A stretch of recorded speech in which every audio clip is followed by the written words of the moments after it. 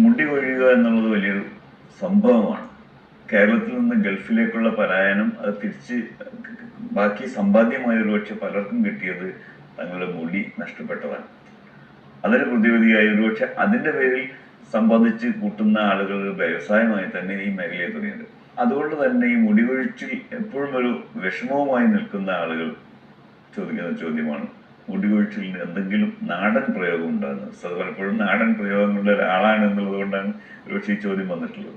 നമ്മുടെ കേരളീയ സാഹചര്യത്തിലെ വെളിച്ചെണ്ണ വലിയൊരു പരിഹാര മാർഗമാണ്. അതായത് ചെറുപ്പകാലം മുതലേ എണ്ണ തേച്ച് കുളിക്കുക എന്ന ശീലമുള്ള ആളുകൾക്ക് മുടി വേഗത്തിൽ നിരക്കാതിരിക്കുകയും മുടി കൊഴിഞ്ഞു പോവാതിരിക്കുകയും ചെയ്യും.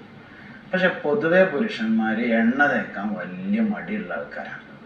എണ്ണ തേക്കണം. എണ്ണ തേക്കുന്നതിന് ചില മാനദണ്ഡങ്ങളുണ്ട്.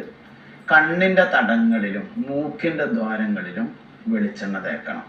വെളിച്ചെണ്ണയും എണ്ണയും എണ്ണ എന്ന് സാധാരണ ഉപയോഗിക്കുന്നത് നല്ലെണ്ണ, എള്ളെണ്ണയെ കുറിച്ചാണ്. ഇവിടെ നമ്മൾ പറഞ്ഞുകൊണ്ടിരിക്കുന്നത് വെളിച്ചെണ്ണയെ കുറിച്ചാണ്. വെളിച്ചെണ്ണയാണ് തേക്കാൻ ഏറ്റവും അനുയോജ്യമായത്. നല്ലെണ്ണ വേറെ ചില ഉപയോഗങ്ങൾക്ക് പറ്റും. പിന്നെ അതൊരു ശീലമാണ്. വെളിച്ചെണ്ണ ശീലമാക്കലാണ് ഏറ്റവും നല്ലത്. നല്ല ശുദ്ധമായ വെളിച്ചെണ്ണ നാസാദ്വാരങ്ങളിലും കണ്ണിൻ്റെ തടങ്ങളിലും തലയിലും ശരീരം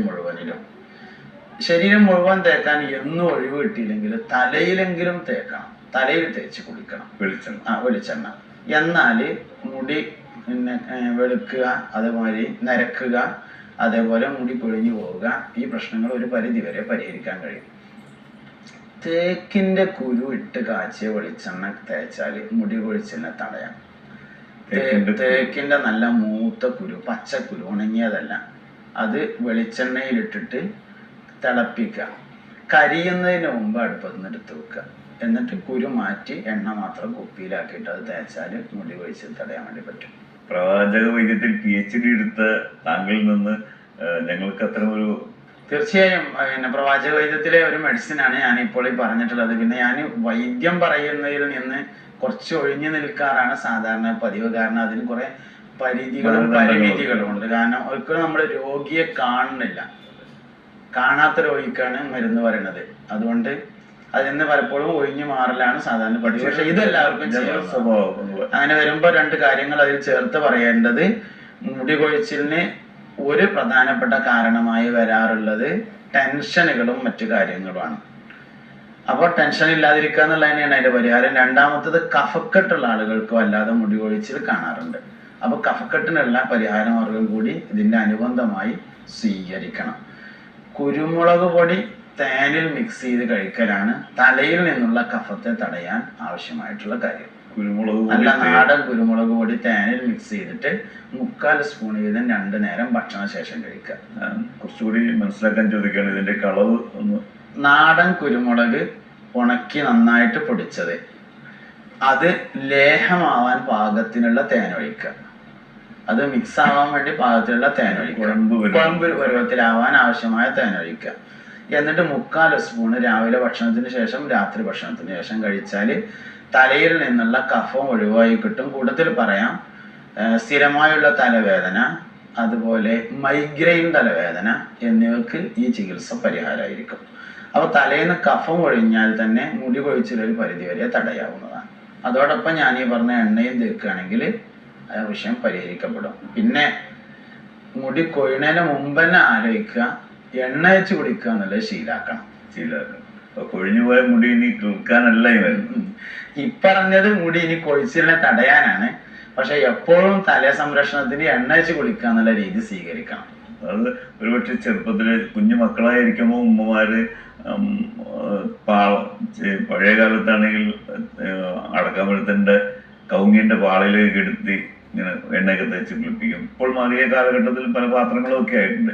ആ ശീലം അങ്ങോട്ട് കഴിഞ്ഞവനൊന്ന് നിവർന്നു നിൽക്കാൻ പാകമാകുമ്പോഴേക്കും പ്രത്യേകിച്ച് പുരുഷന്മാർ പറഞ്ഞതുപോലെ ഈ എണ്ണ തേക്കിൽ നിന്ന് അങ്ങോട്ട് മാറി കിട്ടും.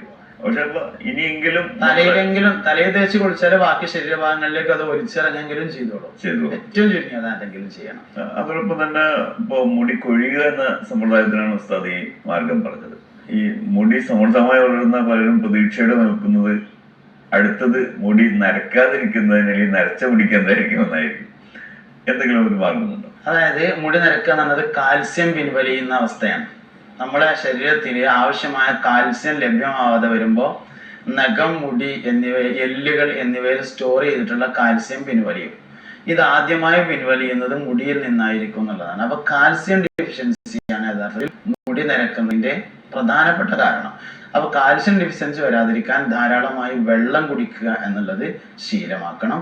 പിന്നെ കാൽസ്യം കൂടുതലുള്ള മീനുകൾ, ചെറിയ മത്സ്യങ്ങൾ അങ്ങനെയുള്ളത് കഴിക്കണം. പച്ച നേന്ത്രക്കായുടെ തൊലി ഉപ്പേരി വെച്ച് കഴിക്കുന്നത് കാൽസ്യം ഡെഫിഷ്യൻസിക്ക് പ്രധാനപ്പെട്ട ഒരു ചികിത്സാ രീതിയാണ്. അത് ഇപ്പൊ അതായത് നിലവിൽ ഉള്ള മുടി നരച്ചു പോകാതിരിക്കാനുള്ള ഒരു വഴി. നരച്ച മുടി കറുപ്പിക്കുക എന്നുള്ളത് ഇന്ന് വ്യാപകമായി കണ്ടുവരുന്നുണ്ട്.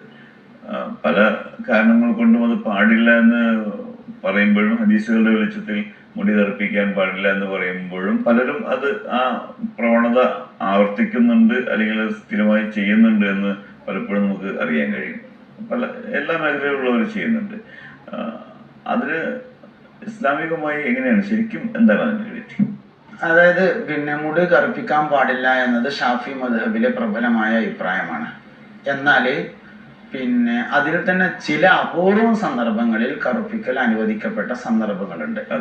മേജർ പാടില്ല എന്ന് തന്നെയാണ് ഇരിക്കുന്നത്. പക്ഷേ ഇത് കറുപ്പ് കളറിന് മാത്രമാണ് ആ പ്രശ്നമുള്ളത് എന്നാണ്. എന്നാൽ വേറെ ചുവപ്പ് കളർ കൊടുക്കുന്നതിനോ അല്ലെങ്കിൽ വേറെ ഏതെങ്കിലും കളർ ഉപയോഗിക്കുന്നതിനോ ഈ പറഞ്ഞ വിരോധമല്ല. അതായത് കറുപ്പിക്കൽ മാത്രമാണ് പാടില്ലാത്തത്, ഇതേപോലെ ചുവന്നിരിക്കുന്നത് കുഴപ്പമില്ലെന്നാണ്. സലാം ഖാന്റെ തലയിൽ കണ്ടുകൊണ്ട് ഞാൻ പറഞ്ഞതല്ല, പൊതുവെയുള്ള ഹുക്കുമാണത്. കറുപ്പിനാണ് വിരോധനം ഉള്ളത്, ബാക്കിയുള്ള കളറുകൾക്ക് ഈ വിരോധനം ബാധകമല്ല. ബാക്കി ഏത് കളറുകളും ആകാവുന്നതാണ്. ബാക്കി കളറുകൾ പറയുമ്പോൾ അവിടെ ശ്രദ്ധിക്കേണ്ട ഒരു കാര്യമുള്ളത്, കോട്ടിങ് വരുന്നതാണെങ്കിൽ കുളി ചെയ്യാവൂല. കോട്ടിങ് ഇല്ലാത്ത കളർ ഏത് ഉപയോഗിക്കാം. അത് അപ്പോ അതിന് സുന്നത്തുണ്ടോ? അങ്ങനെ സുന്നത്ത് ഈ പറഞ്ഞതിനല്ല ഉള്ളത്, സുന്നത്ത് മൈലാഞ്ചി ഉപയോഗിക്കുന്നതിനാണ് ഉള്ളത്. എന്ന് പറയുമ്പോൾ സാധാരണ മൈലാഞ്ചി ഇല അരച്ച് തലയിൽ തേക്കുന്നതിന് എന്നാണ്. സാധാരണ മൈലാഞ്ചിയുടെ ഇല അരച്ച് തലയിൽ അരമണിക്കൂർ തേച്ച് പിടിപ്പിച്ച് കഴുകിക്കളയാം. അതിന് ഏറ്റവും ഫ്ലെക്സിബിൾ ആയ ഒരു രീതി പറയാവുന്നത് ഇങ്ങനെയാണ്. നമ്മുടെ സാധാരണ ചായപ്പൊടി ഉണ്ടല്ലോ, ഈ ചായപ്പൊടി തിളപ്പിച്ച വെള്ളം കുറച്ച് കൂടുതൽ ചായപ്പൊടി ഇട്ടിട്ട് ഒരു പ്രാവശ്യം തിളപ്പിച്ചിട്ട് ആ വെള്ളം മാത്രം എടുക്കുക. അതിൽ പിന്നെ കൂടുതൽ വെള്ളം ഒഴിച്ചിട്ട് ചായ ആക്കി മാറ്റാവുന്നതാണ്. ഈ എടുത്ത വെള്ളം ഉപയോഗിച്ചിട്ട് നന്നായിട്ട് മൈലാഞ്ചിയുടെ ഇല അരക്കുക. മുടിയൊക്കെ വെട്ടി ക്ലിയർ ആക്കിയതിന് ശേഷം അരമണിക്കൂർ സമയം അത് തലയിൽ നന്നായി ലൂസാക്കിയിട്ട് കയ്യും എന്തെങ്കിലും ഗ്ലൗസ് ഇട്ടിട്ട് അതുകൊണ്ട് നന്നായിട്ട് തേച്ച് പിടിപ്പിക്കുക. അരമണിക്കൂർ കഴിഞ്ഞിട്ട് സോപ്പ് തേക്കാതെ കുളിക്കുക. തലക്ക് തണുപ്പ് കിട്ടും. വെളുത്ത മുടികൾക്ക് ചുവപ്പ് കളർ അനുഭവപ്പെടും. കൂടുതൽ മുടി നിരക്കാതിരിക്കാൻ അത് സഹായിക്കുകയും ചെയ്യും. നിയ്യത്ത് നന്നാക്കിയാൽ അതിന് സുന്നത്തിന്റെ കൂലി കിട്ടുകയും ചെയ്യും. അപ്പോൾ എനിക്കിത് പറഞ്ഞപ്പോൾ ഓർമ്മ വന്ന ഒരു കാര്യം, നേരത്തെ നമ്മൾ സംസാരിച്ചതിൻ്റെ ഇടയിൽ ഒരു കാര്യം ഉണ്ടായിരുന്നു. പിന്നെ ഈ സൗന്ദര്യം വർദ്ധിപ്പിക്കുക, ആരോഗ്യം നിലനിർത്തുക എന്നതിൽ നമ്മൾ വളരെ വലിയ താല്പര്യം കാണിക്കുന്നവരാണ്. എൻ്റെ അനുഭവത്തിൽപ്പെട്ടൊരു സംഭവമുണ്ട്.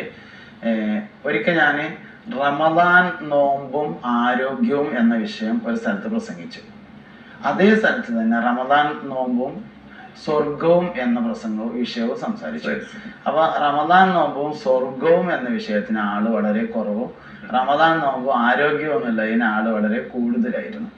ഇബാദത്തുകൾ ഇങ്ങനെ വഴിതെറ്റി ഉപയോഗിക്കുകയും പറയുകയും ചെയ്യരുത് എന്നൊരു സന്ദേശം കൂടി ആ കൂട്ടത്തിൽ ഞാൻ നൽകുന്നു. നേരത്തെ നിങ്ങൾ ചോദിച്ച ഒരു ചോദ്യത്തിന്റെ ഇടയിൽ ആ വിഷയം വന്നിരുന്നു.